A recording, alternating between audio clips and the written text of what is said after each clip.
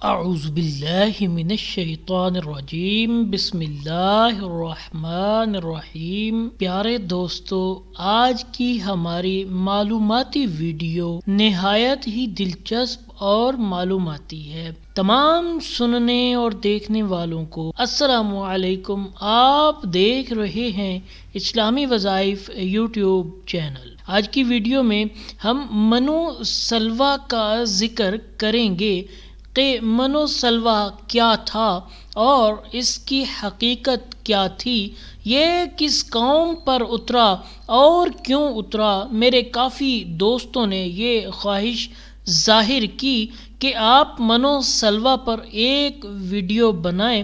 آج آپ لوگوں کے لیے اس پر ویڈیو لے کر حاضر ہوا ہوں۔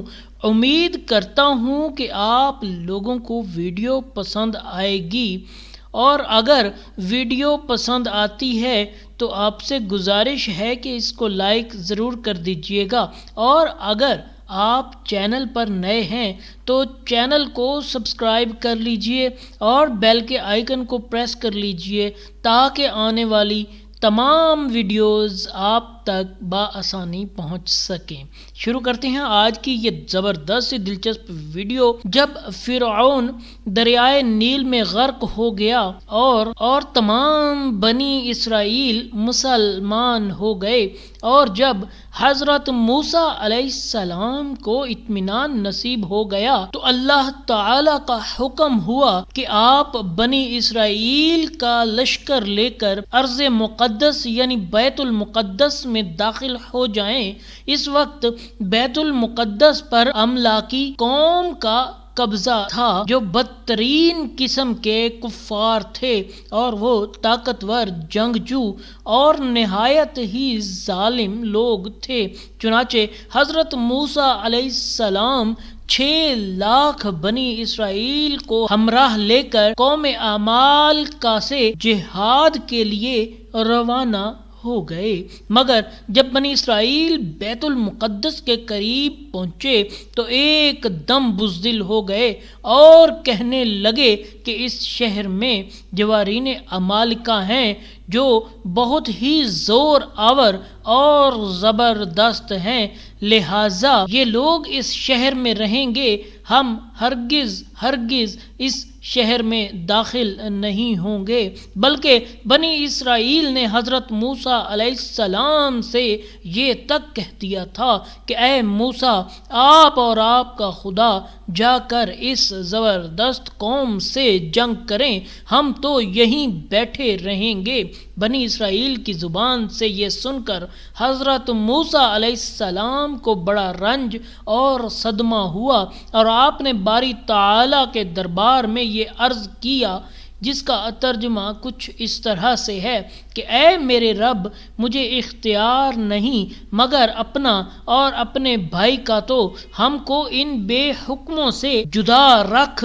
اس دعا پر اللہ تعالی نے غضب و جلال کا اظہار کرتے ہوئے فرمایا، جس کا ترجمہ کچھ اس طرح سے ہے، تو وہ زمین ان پر حرام ہے، 40 برس تک یہ یہیں بھٹکتے رہیں گے زمین میں، تو تم ان بے حکم پر افسوس نہ کھاؤ۔ اس کا نتیجہ یہ ہوا کہ 6 لاکھ بنی اسرائیل ایک میدان میں 40 برس تک بھٹکتے رہے، مگر اس میدان سے باہر نہ نکل سکے۔ اس میدان کا نام تبیار ہے۔ جب حضرت موسیٰ علیہ السلام 6 لاکھ بنی اسرائیل افراد کے ساتھ میدان تمیہ میں مقیم تھے تو اللہ تعالی نے ان لوگوں کے کھانے کے لیے آسمان سے 2 کھانے اتارے، ایک کھانا جس کا نام مند اور دوسرے کا نام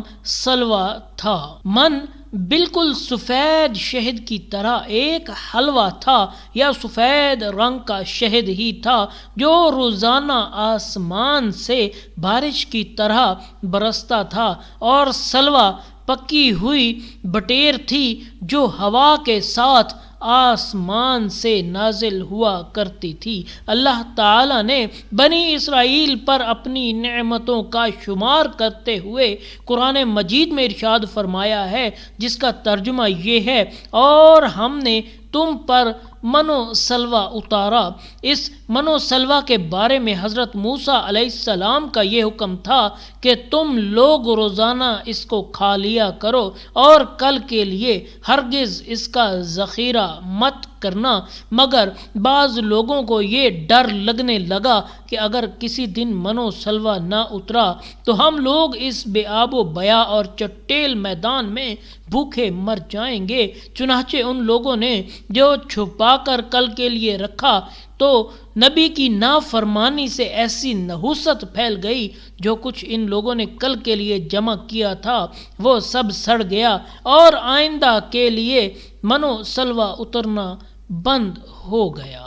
ناظرین، اللہ تعالیٰ سے دعا ہے کہ اللہ تعالیٰ ہمیں اپنی نافرمانیوں سے بچائے رکھے اور ہماری زندگی کو اپنی راہ میں گامزن کر دے۔ اس کے ساتھ ہی مجھے اجازت دیجیے، آپ سے ملیں گے انشاءاللہ اگلی ویڈیو میں، تب تک کے لیے اللہ حافظ۔